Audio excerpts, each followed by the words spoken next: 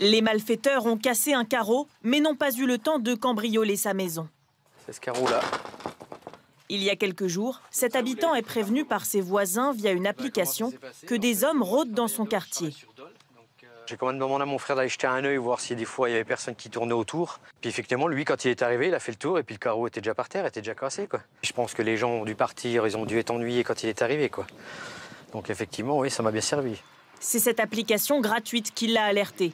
Utilisée par un habitant sur 6 dans le village, elle permet de prévenir ses voisins d'un vol, d'une agression ou encore de la présence d'un individu ou d'un véhicule suspect.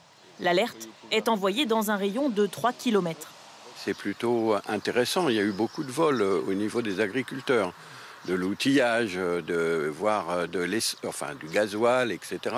C'est justement la multiplication de vols et de cambriolages dans le secteur qui a donné l'idée d'une application à ce conseiller municipal, également développeur informatique. Là, je vois qu'il y a quelques jours, il y a une personne signalée qui demande à vérifier la connexion Internet. Demande absolument à rentrer dans la maison. L'application créée il y a 6 mois compte 2000 utilisateurs en France.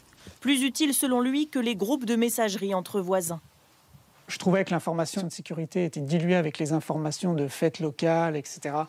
Et donc on s'est dit qu'il faut créer une application qui parle vraiment que de la sécurité.